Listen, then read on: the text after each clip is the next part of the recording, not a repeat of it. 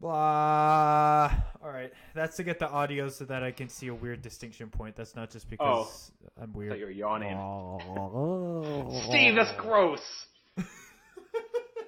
All right, ready.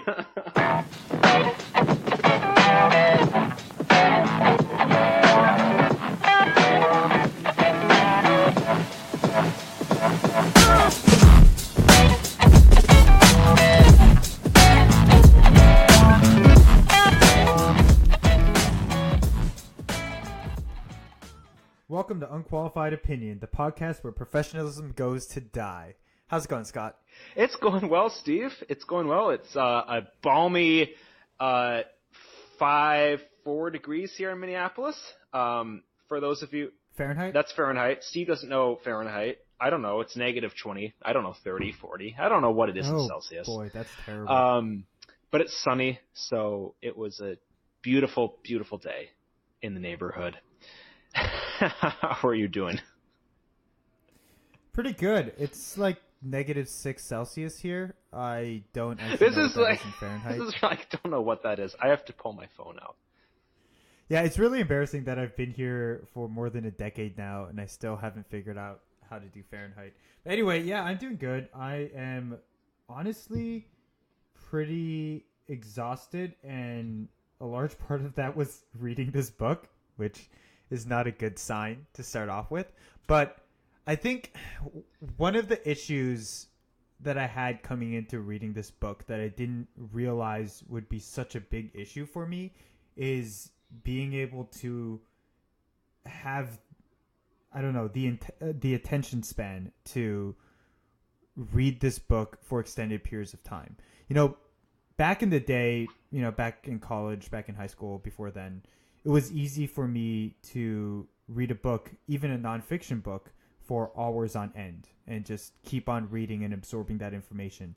And I think that something about the instant gratification that we get in a lot of our technology and in social media and things like that make it a lot more difficult, at least for me, to hold that same level of concentration when I'm doing something like reading a book. It's just so easy to get distracted now.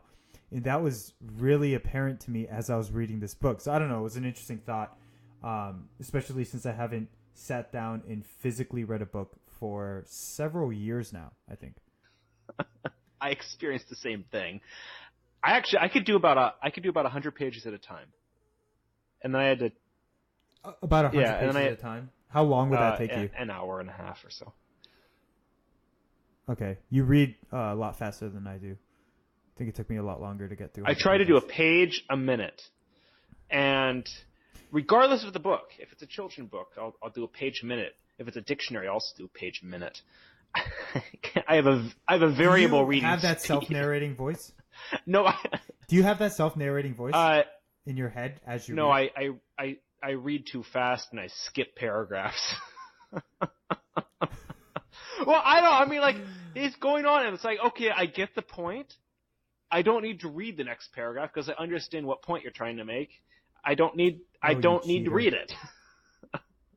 I'll have everyone know that I read every single I read word, about slowly and carefully. 80% of them. So I understand about 80% of this book. Actually less, because some of it's a little complicated. But I still understand less than that, even reading it in full. So, yeah. Before we get started, what are you drinking tonight? Sound effect time. Oh, wonderful. It only took 3 takes. I am drinking, if you couldn't tell, that was a beer. It is a London-style porter. I don't actually know what London-style means, but it's a porter. It's called Devil's Companion.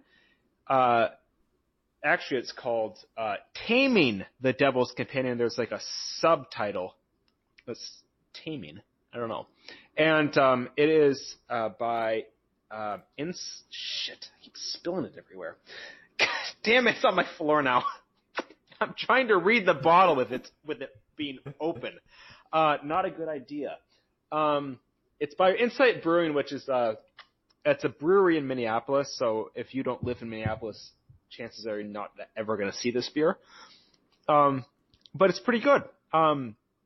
It is one of those places that started out as a brewery and then started bottling their beers after they got some level of success. So it's high quality stuff.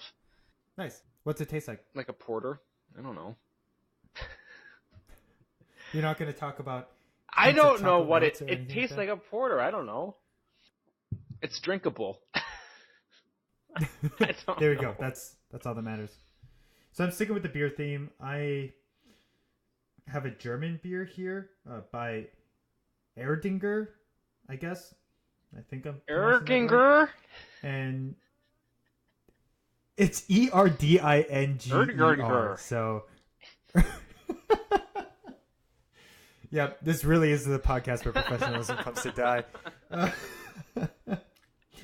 And I think the name of the beer is Dunkel, but there are a lot of other German-sounding words on this bottle, and I'm not Dunkel really sure. By Erdinger. So, for those of you interested in this beer, just go ask for that.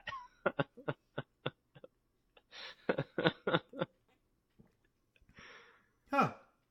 It's I don't know. It tastes like some kind of ale, yeah, I guess, but it's like a really light ale. So, Steve, why did you... It's what you'd expect of German beer. Why did you buy a German beer? I mean, in America, European beer imports are expensive and compared to domestic, right? It really wasn't that expensive. It was $11 for a 6-pack. Oh. Which in DC is not that expensive. Yeah, and it was just something I hadn't seen before, so I figured I'd try it. So there you go. 2 obscure beers. Oh, no, I like it. I've never seen that either. Yeah, I like it. It's really not that bad. All right, cool. So, yeah, I guess we'll get started. Start talking about the book. The book, again, is The Shock Doctrine, The Rise of Disaster Capitalism by Naomi Klein. It was written in, I think, 2007 or 2008. And I'm gonna read you the very short bio from the back, because I think it does it justice, and it's actually somewhat descriptive.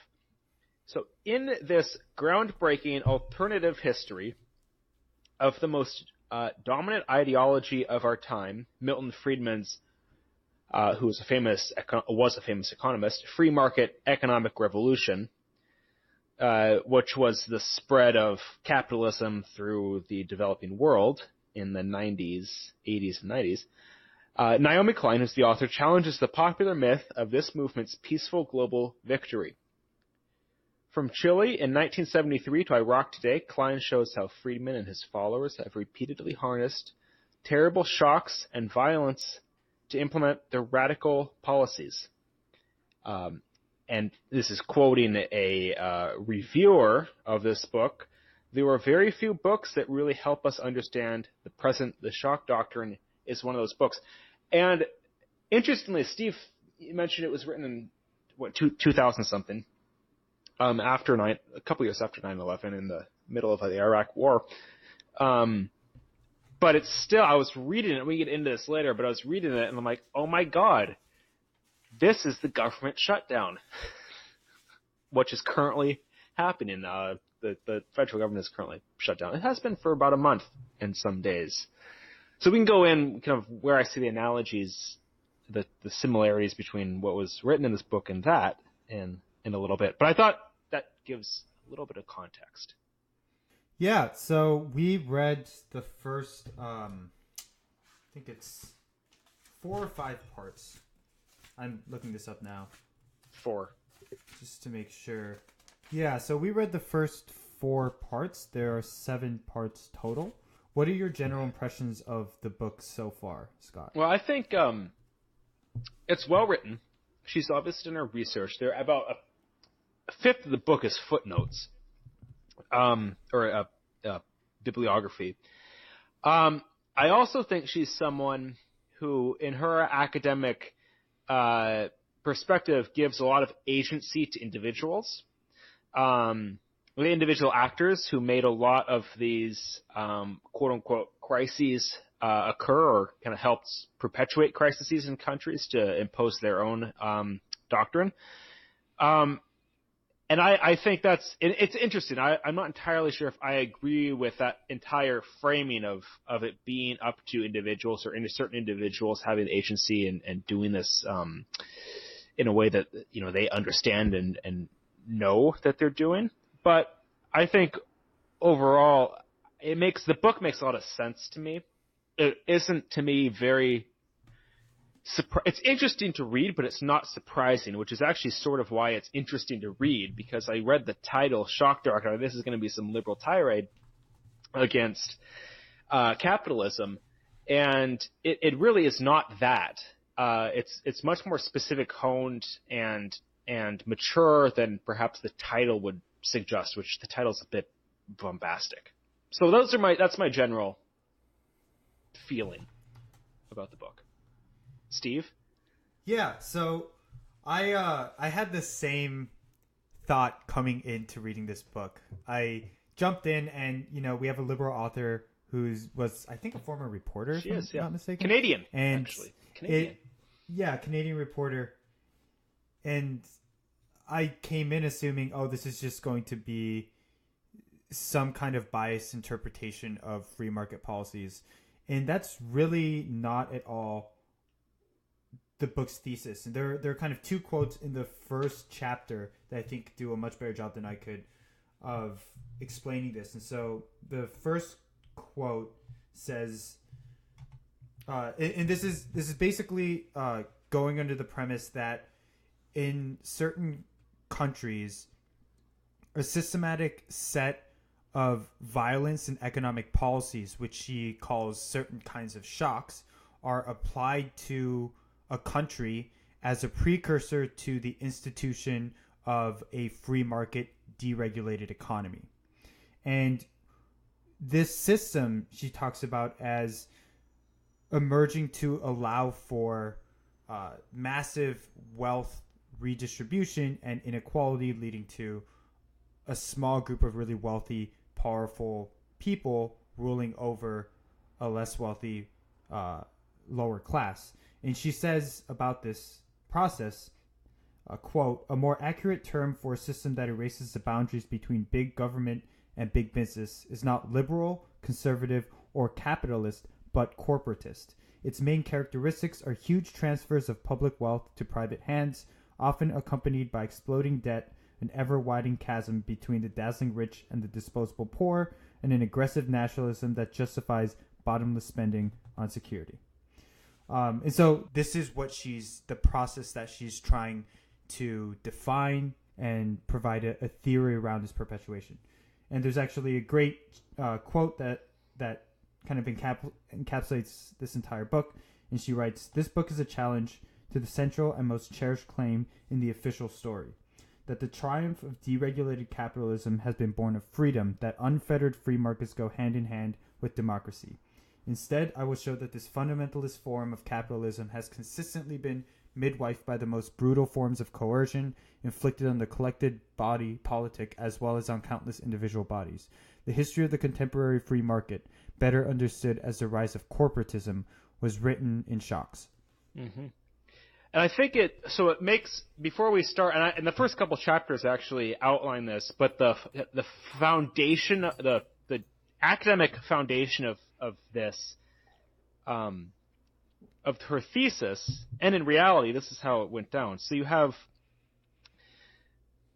two schools of economics. You had Keynesian economics and the Chicago School of Economics, two big doctrines in economics. The Keynesian school was really born out of the Great Depression, born out of World War II with the Marshall Plan and all of Roosevelt's initiatives to restart the economy after the Great Depression.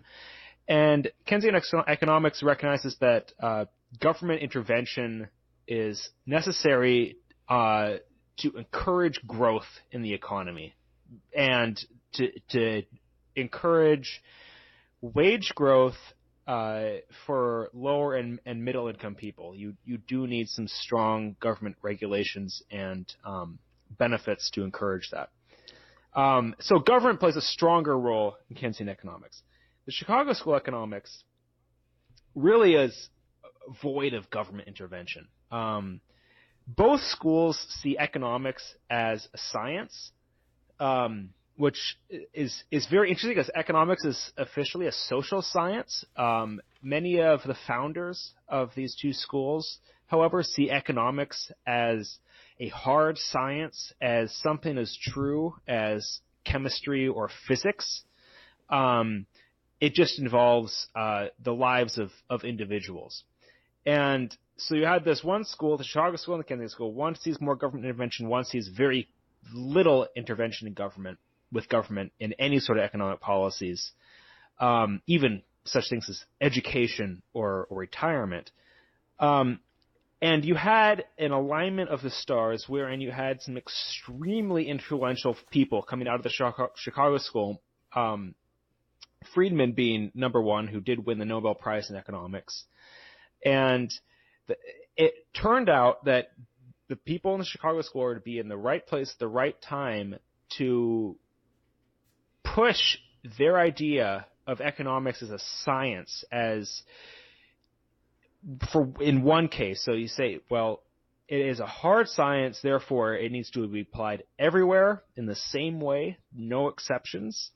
And they see these, and the second vein, which is really where we get these issues, is they see governments, a lot in Central America, to start with, that have strong socialist governments. And they see this as an opportunity to come in and say, no, you guys are doing it wrong. If you need to develop, you need to get government out of your economy, you need to deregulate, and by doing that, you will achieve much greater levels of wealth. And this book talks about that transition between one state of economy. It could be a different form of capitalism. It could be Keynesian economics. It could be socialism. It could be communism, in the case of Russia, for example. And it talks about the transition between that state of the economy to a state of deregulation, of limited capital controls, and significant foreign investment. Very limited role of the government. And that transition is a shock. And that's what this book talks about, is to get to that state, a new state of Chicago economics of deregulation and free markets. It didn't go smoothly, which is the common assumption, and very much not democratically. Yeah, well, one of the interesting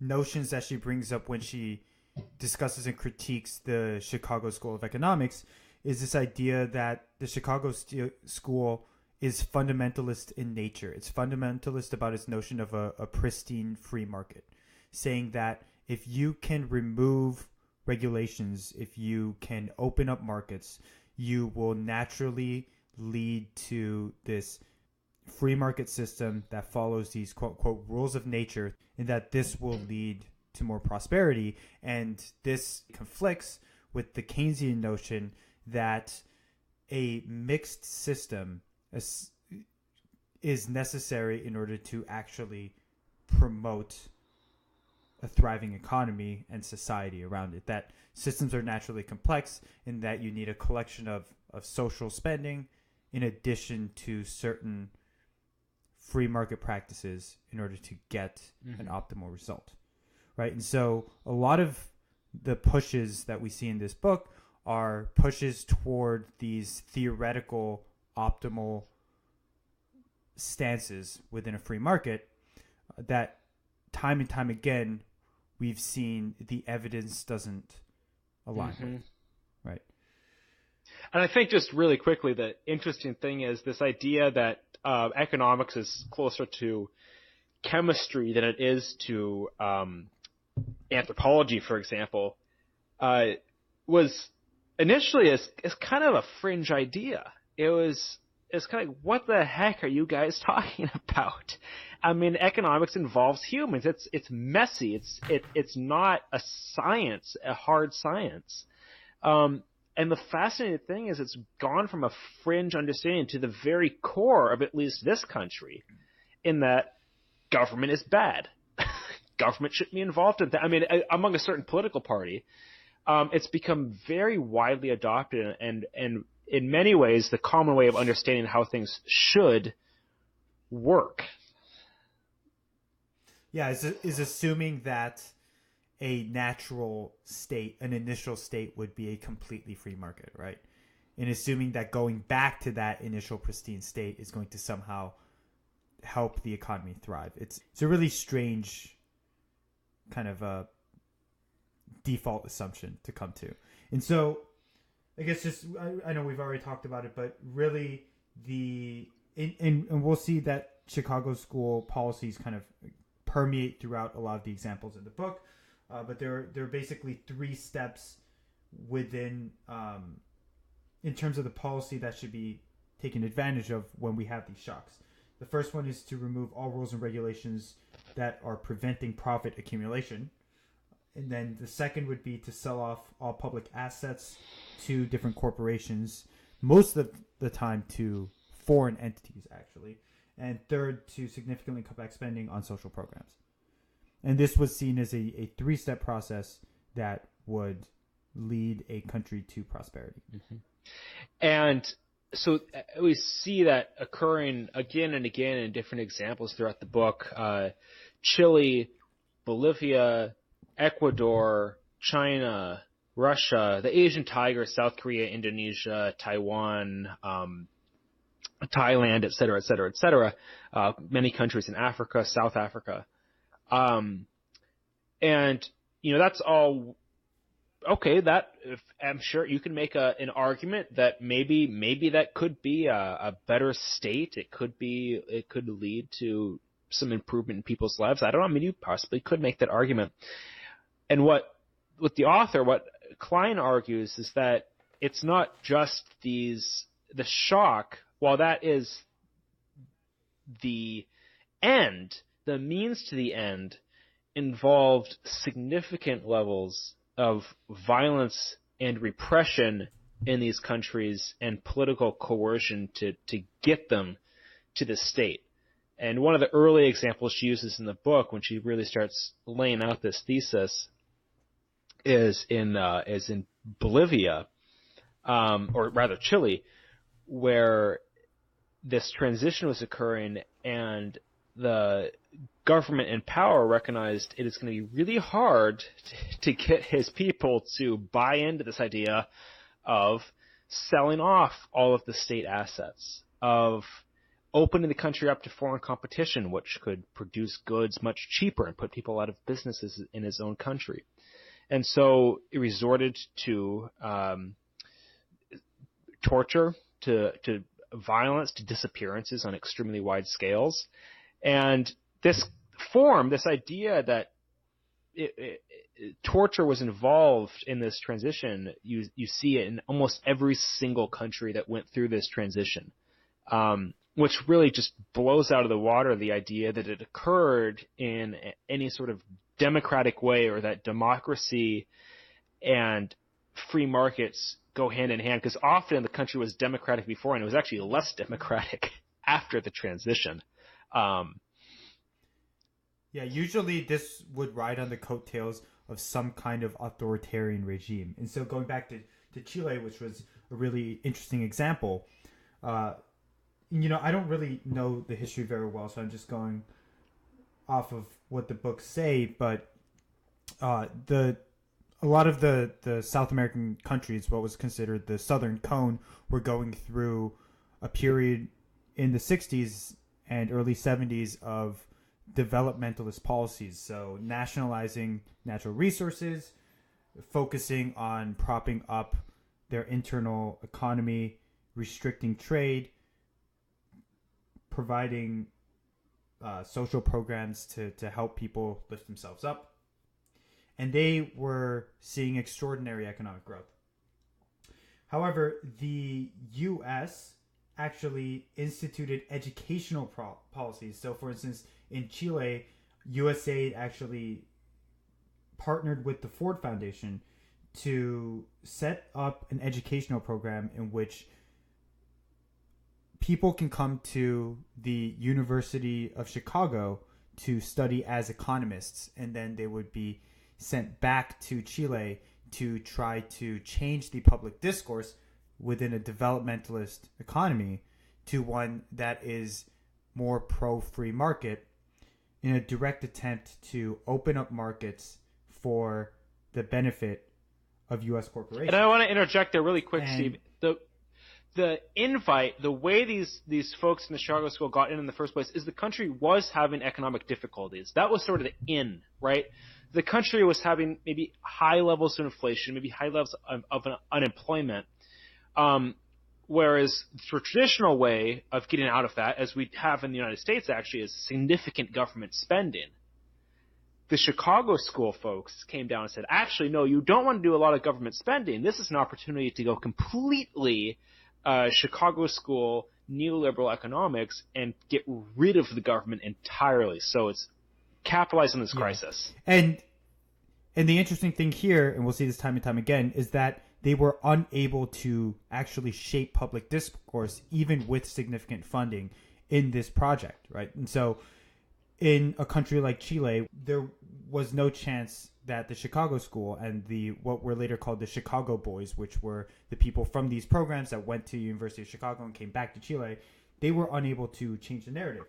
And so what needed to happen was a significant shock to open up Chile to allow for these policies. And that happened when Allende, who won in 1970, was executed in a coup led by Pinochet on September 11th in 1973.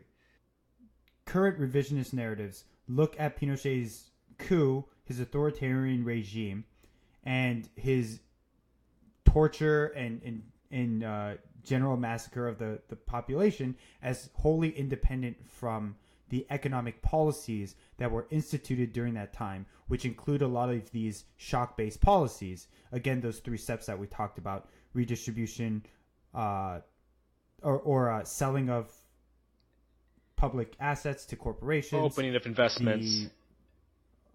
investments, etc. These things, Klein argues, were actually fundamentally linked.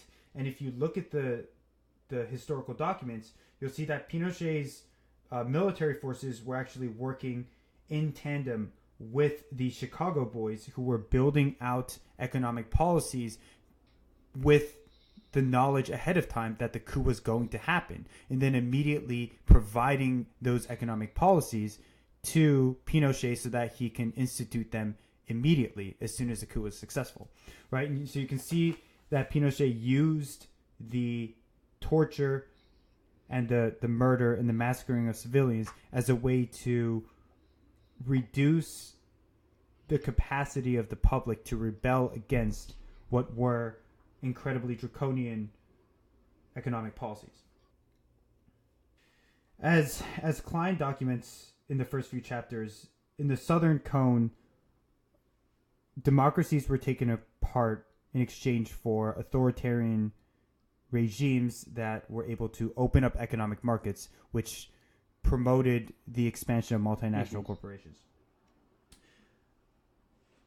One thing that's interesting that she goes into is that later on, the narrative of human rights came out as a way to push back on a lot of these authoritarian regimes, right? To be able to say that humans should inherently have certain rights, and that an authoritarian regime that is going around disappearing people clearly is not adhering to this notion of human rights. In the building of the narrative of human rights, the Ford Foundation was instrumental. And what's interesting about this is that the Ford Foundation was actually funding a lot of the regimes, like in Brazil, like in Chile with Pinochet. And so when they came in and started to try to change their own, for lack of a better term, brand, to be one that would support human rights and aid in nonprofits that supported human rights, they needed to be able to divorce the economic benefits of, quote unquote, benefits of these authoritarian regimes and their policies from the militaristic and human rights side of things. So what we see is that the notion of human rights was promoted and divorced from the underlying causes of what necessitated those Yeah, human rights, yeah. right? So we have economic policies that were fundamentally required to be enforced by basically acts of terror, and no recognition within the human rights narrative that those two things Right. are actually linked. So to put it in a different way, the Ford Foundation was actually originally part of the Ford Motor Company, and then did later spin off and become independent. But during this time, there was still a lot of linkage between the two, and the Ford Motor Company was having a heyday with this privatization and this liberalization of the economies in South America, because it was able to buy up other motor companies. It was able to come in and compete really fiercely with the local producers and drive them out of business, et cetera, et cetera. And it was able to do that because of this dramatic shift from a prior state of economics to this new state of liberalized economics under the Chicago School. Now, you start having really serious human rights abuses. You have disappearing squads, people flying around. One of the stories of someone flying around. They flew around in a helicopter and took people and dumped them in the ocean.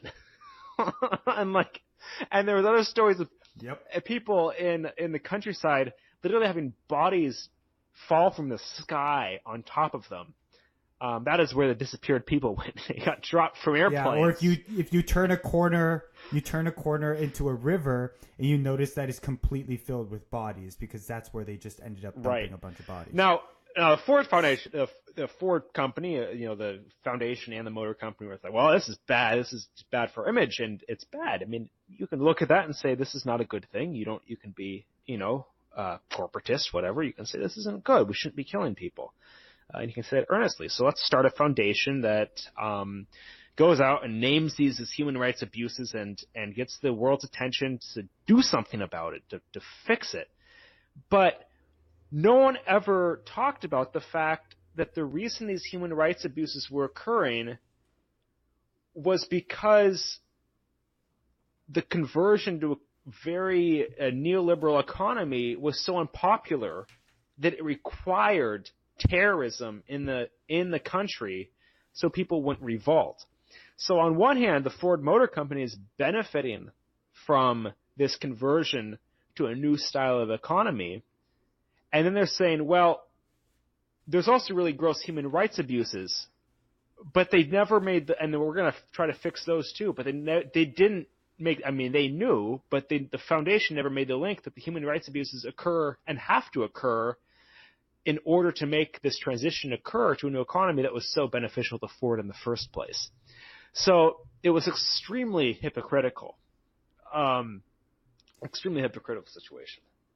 There's a really great quote that I just want to read because I think it encapsulates a lot of what we've been talking about. She writes, "The Chicago Boys' first adventure in the 70s should have served as a warning to humanity. Theirs are dangerous ideas. By failing to hold the ideology accountable for the crimes committed in its first laboratory, this subculture of unrepentant ideologies was given immunity, free to scour the world for its next conquest. These days, we are once again living in an era of corporatist massacres, with countries suffering tremendous military violence alongside organized attempts to remake them into model free market economies. Disappearances and torture are back with a vengeance. And once again, the goals of building free markets and the need for such brutality are treated as entirely unrelated." So, and we wanted to move on to Russia because it is, it's something that a lot of people think they know. This when we say Russia, the USSR and the fall of the USSR and the birth of the Russian nation state.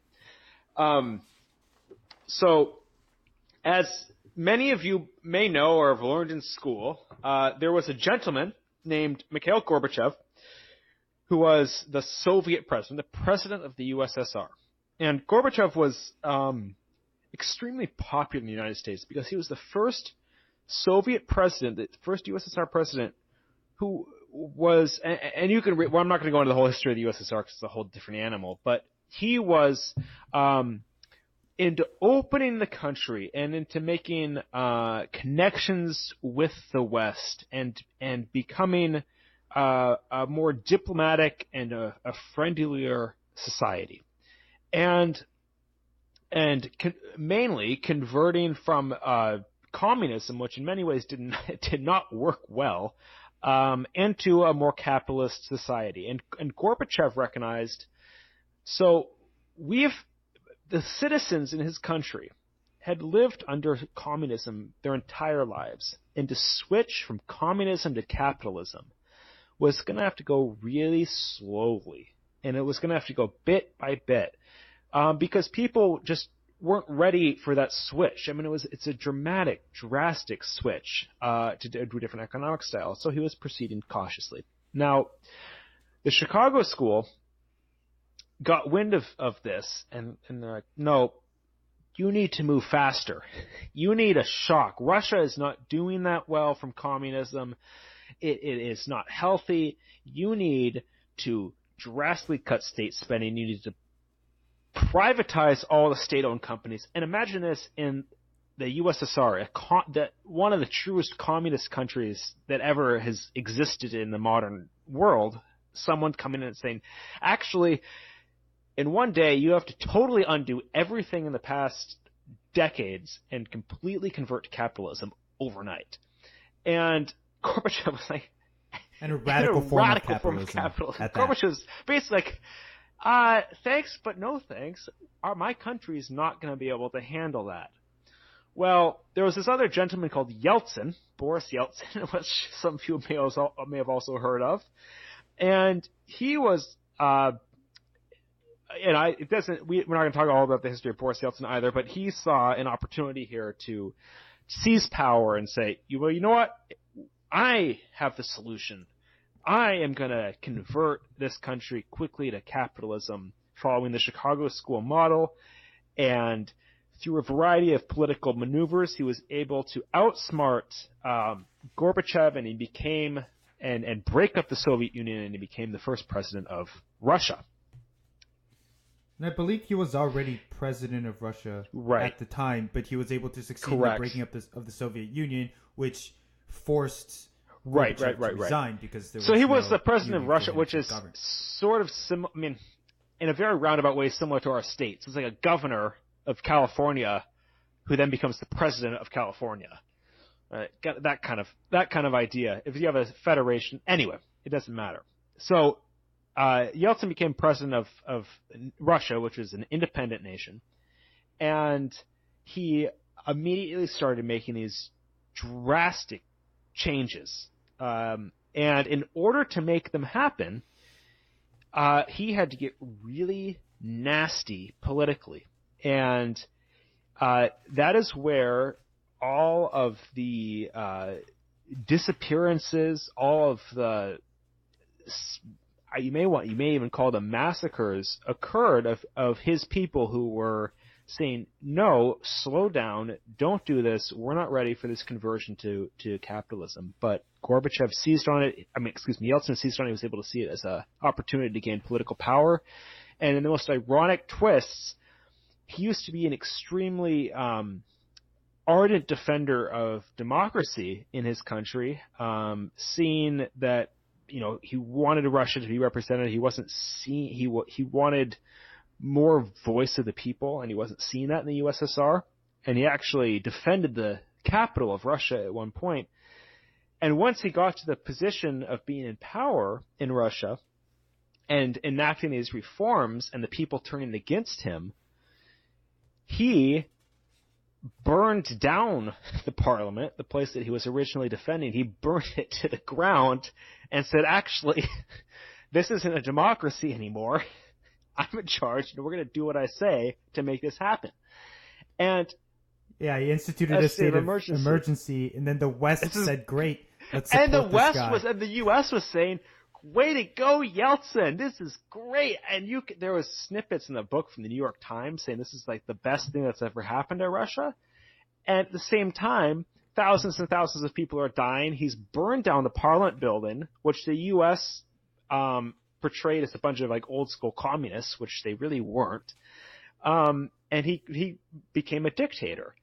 And this is the story that isn't told, because in our history books we talk about this transition from the USSR to Russia as a glorious period. It's ditching the old communist ways. It's becoming a capitalist society. It's everyone's being wealthy, etc. That's not how it went down. And one of the most interesting things and the most telling statistics, I think, in the whole book is Klein compared the previous state of the country, maybe 10 years before the conversion to the Chicago School of Economics model, compared 10 years before that to afterwards. Decrease in life expectancy across the board, increase in suicide, decrease in purchasing power, significant increases in inequality, significant decreases in life expectancy. And so this idea that to give it a sense, it went from 2 million people under the poverty line to 74 million people under the poverty line in that span of time in Russia. And it's like that's not a success. But the interesting thing is we think about the fall of communism as a success. And it's a success for some people and a success for many American companies. So maybe it was a success for the U.S. in the short run.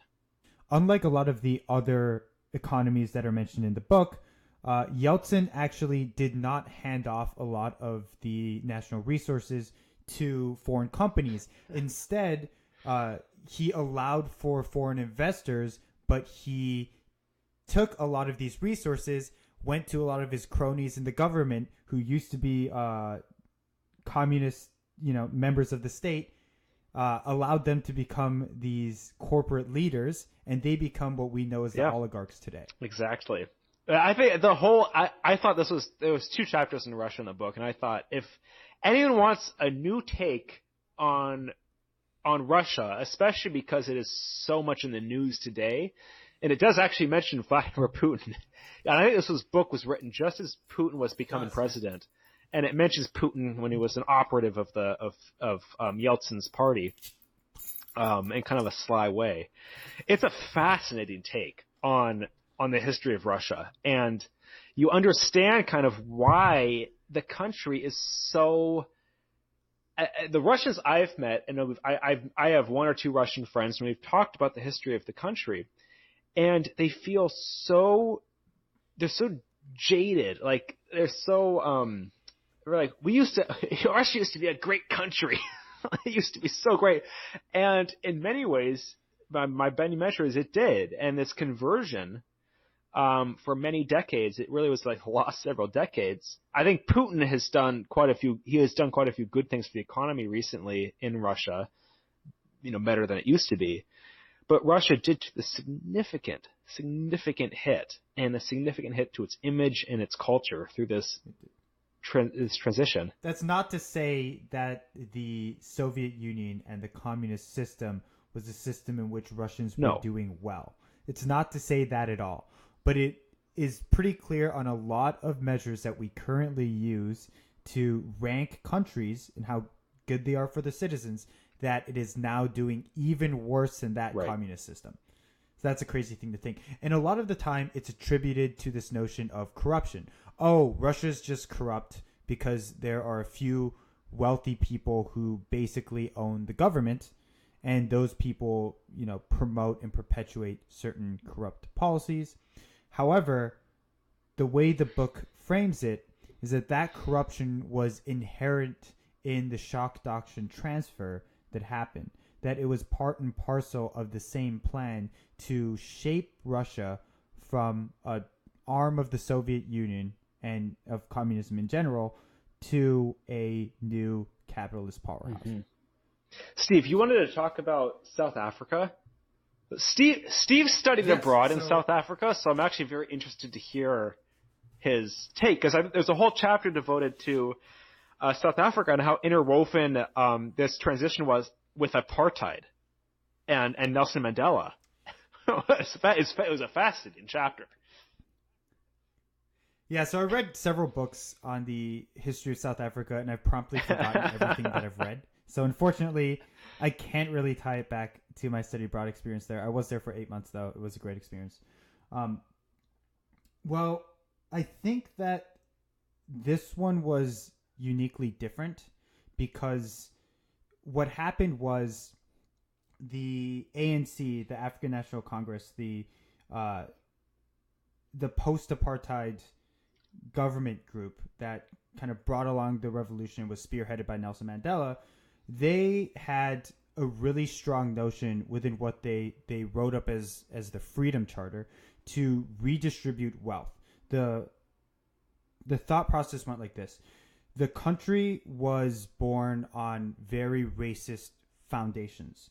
This allowed for an unequal distribution of resources, as you have a lot of Europeans coming in, taking over by force a lot of the natural resources, building huge wealth on that, and then building policies to systematically discriminate against the native Africans who lived there in a system which everyone has come to know as apartheid.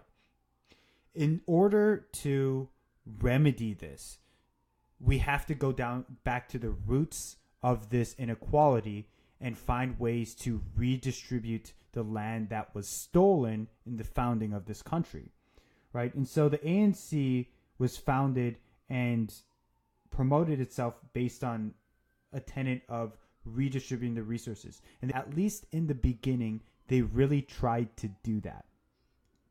However, in order to be able to get funding, so as they took over in the government, in order to get funding for their new government, which was by the IMF saddled with the debts of the apartheid government, which is another trend that we see from time and time again, the IMF and shareholders as well and investors would only provide funding to this debt-ridden government if they were willing to open up their borders and to deliberately restrict the amount of redistribution that can happen. So as the old government left, they forced the institution of certain economic policies, such as the creation of an independently run central bank, and also allowing for certain economic ministers to stay in their current positions from the apartheid government into the new government. And a lot of the restrictions that were fought for by the apartheid government as the transfer to a post-apartheid government and the ANC happened actually ended up shoehorning the ANC's ability to implement their redistributive policies. So while the ANC was able to win in the field of democracy, in other words, get the representation in government that they were striving for through elections, they lost in terms of economic policy. They ended up being shoestringed, unable to institute the redistribution that they wanted to implement. And also, in a sick twist, they ended up having to, I think there's a term here that I really want to get right, to provide reparations in reverse, where a lot of the corporations, the white-owned corporations, were actually provided additional funding instead of the redistribution that should have happened in the other direction. So there's some statistics, but the basic gist of it is that South Africa, post-apartheid, became even more impoverished and became by far the most unequal country in the world based on the economic policies that were decided on. I think the fascinating thing about South Africa is it's so telling, because as they were debating the split, one team taking the economics argument, one team taking the political argument debate. Yeah, I guess I didn't do a good job explaining. Yeah. So when they actually were splitting, you had the old white government and then the new, and this is grossly oversimplifying, but I'm going to do it anyway. You had the white government, the old one, and then you had the black government under Nelson Mandela, take power, or, share power. And they had to negotiate the split. How were they going to work things out. How are they going to govern this country together? Because there was whites and blacks both living in this country, and they had to govern it together. So there were two teams, and one team debated the economics. They talked about, okay, how does the economic policies, how are they going to shake out in the new government? And then another component, which was led by Nelson Mandela, talking about the politics and who was going to share political power, who's going to take political power, etc. Now, most people, if they want to tune in for their evening news and watch one of the two, they're going to choose the political one, because the economics one was full of arcane terminology and just things that people didn't understand. It just didn't make any sense because it was all, professorial in its language. And then you have the politics, which everyone understands who's going to be in power and who's not going to be in power in government. And it also seems and much more important, right? Do we have representation? Do we have the people that we support ruling the government as the face of the government?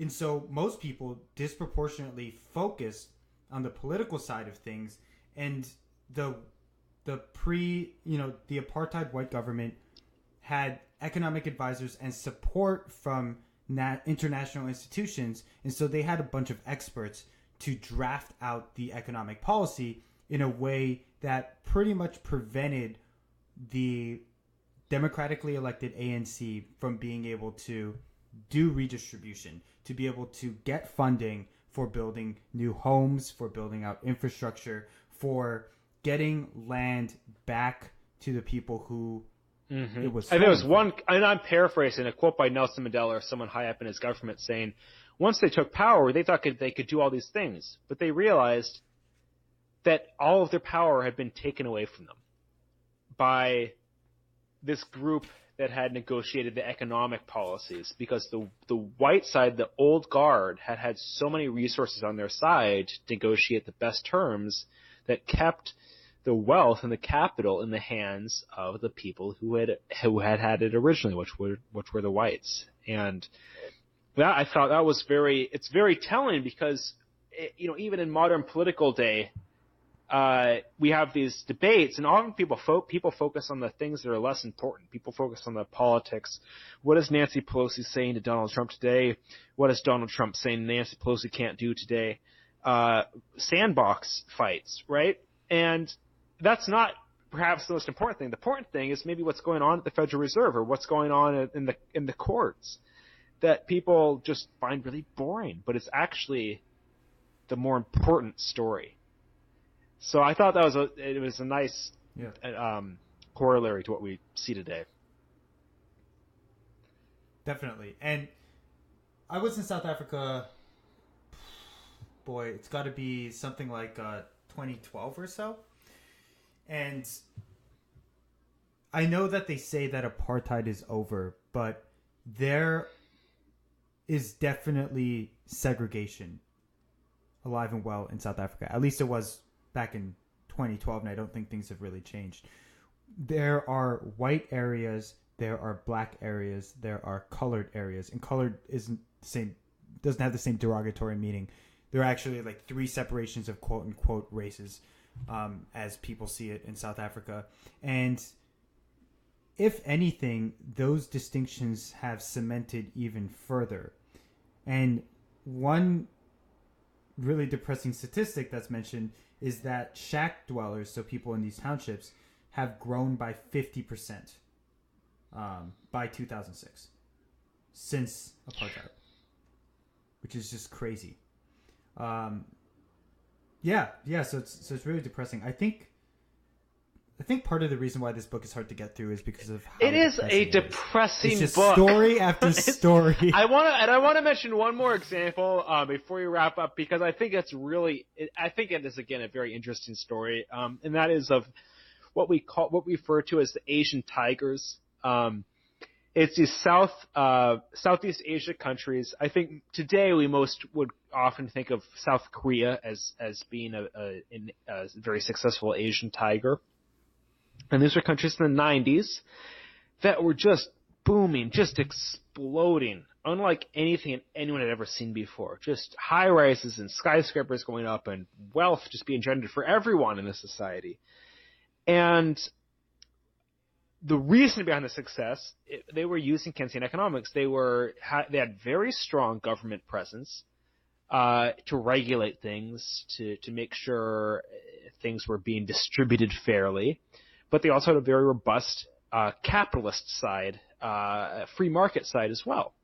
And it turned out that that's really where the success of the Asian Tigers came from, and that's why they got their name. Well, there was a rumor started that one of the countries was no longer going to be solvent, that it wasn't going to be able to pay some of its debt on time, and that started a mass panic in the Asian Tigers. So all the investors disinvesting, selling from the Western countries.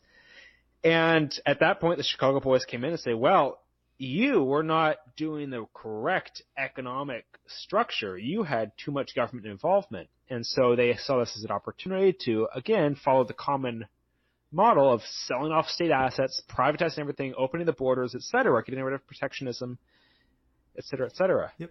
And this is despite the fact that the reason for the downturn had nothing to do with the fundamentals. It had to do with the economies in the Asian Tigers. And then once the Chicago boys came in and started changing all these things, and the IMF getting really tough, it got even worse, because then people are like, wow, if it's so bad the IMF has to get involved, it must be really bad. And then they start selling even more. and just based on a rumor, and then the involvement of the Chicago School of Economics, the book, Klein argues, it really halted the progress of many of the Asian Tigers and reverted them many decades, which is fascinating. But one of the, I guess if you can see a silver lining, one of the silver linings was that what the IMF did there was so egregious that people started to actually finally take notice and say, hey, this institution was created for the sake of making sure that countries don't fall into dangerous positions economically, right? Make sure that we can avoid certain collapses.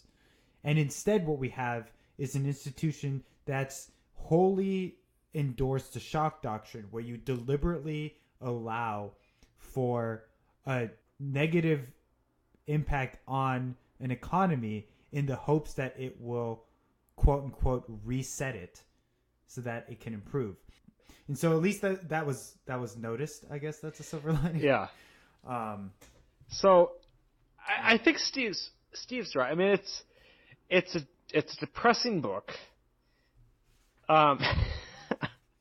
The place where we stopped at this point was, and it's about maybe 2/3 of the way through. It's at the point where we've talked about history, or kind of further past history, 90s and earlier, and we're now transitioning to the 2000s. And the next chapter is about 9/11, and then the invasion of Iraq, which is going to be interesting, because if you remember, the invasion of Iraq wasn't about terrorism; it's about these presumed weapons of mass destruction. And I think the author is going to argue that there was more than just this assumed assumption that there were weapons of mass destruction that led to the invasion of Iraq. It was more to do with wanting to change an economy and change the society than with weapons of mass destruction. So we'll pick it up in the present time. I guess we're getting older, so 2001 isn't present time anymore, but it feels like it for me. Well, what's interesting is also that we were born in the early 90s. When were you born, Steve? 91? Yeah, so 91.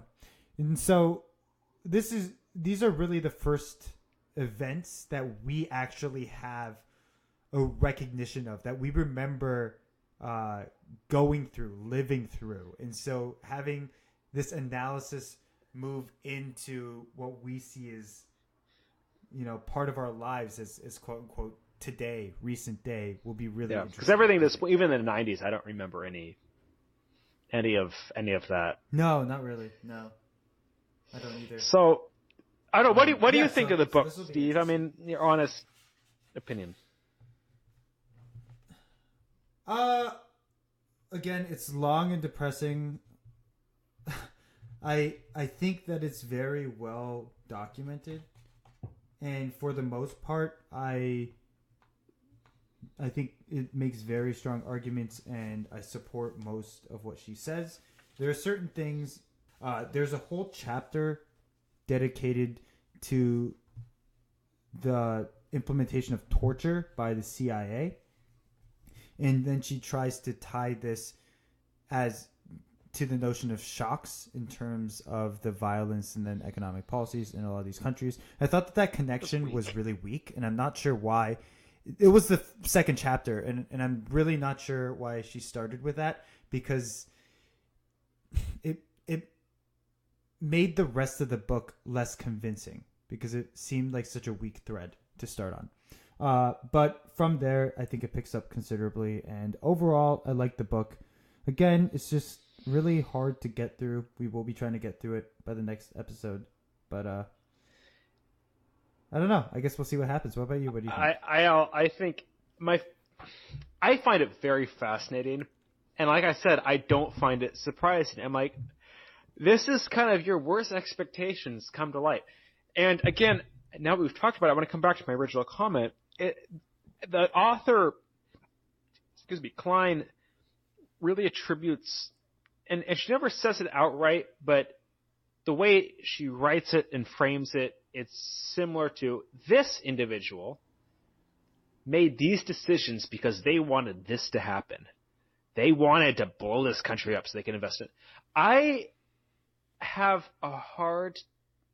sometimes have a struggle believing that these individuals are intentionally saying to themselves, I want to create a crisis in this country so I can make a bunch of money, or like advance my doctrine. And yes, there are quotes attributing that kind of sentiment to individuals, but I think on a whole, most people are just along for the ride. You're like, given the current prevailing economic reality in the United States, what makes political and economic sense? It's to do this, or it's to do that. So I see it as more of kind of macro influences that have led people to make these decisions than actually like individual agent level decisions in many cases. Yeah, and a lot of times in the example she gives, it almost seems like she's saying that there's this group of nefarious individuals hiding in some room. But I don't think that they aren't. I don't agree with that. In some circumstances, I think there are certain people who have very distinct plans for, authoritarian rule or something like that involve violence, and they know about it. But I agree with you. For the most part, what I try to take from the book is this idea that radical free market policies in democratically run countries often require the sacrifice of that democracy in order to institute, because when you have a democracy in which everyone gets one vote, most people don't want to slash social spending. Most people don't want to privatize national resources that are helping the majority of poor people, right? If most of the country is poor and middle class, you're not going to get those poor and middle class people to support policies that directly negatively affect them. And so the most effective way to get around that is to say fuck democracy and institute some kind of military might or other form of shock. And I think that is a really valid point, but I agree with you that doesn't necessarily mean that there are these critical keystone individuals that necessarily needed to be there in order. No, I think it would have happened with any kind of, you could have changed anyone's name out for anyone else, and it would have happened similar to how it's gone down so far, which in some ways makes it even more depressing.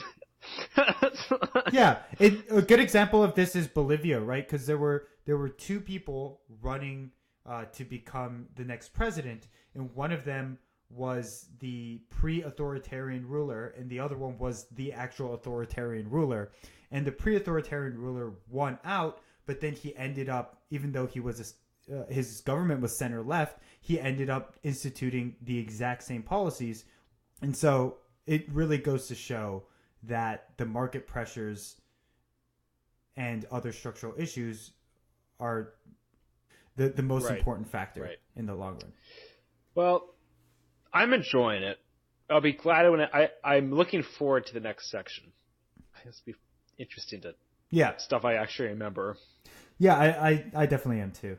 All right. Is that a garbage truck backing up outside of your house? I hear a beep, beep, beep. It is. And on that note... It very much is. Again, professionalism is dying a cold, hard death. All right. Well, I guess that's it. I'll talk to you next week.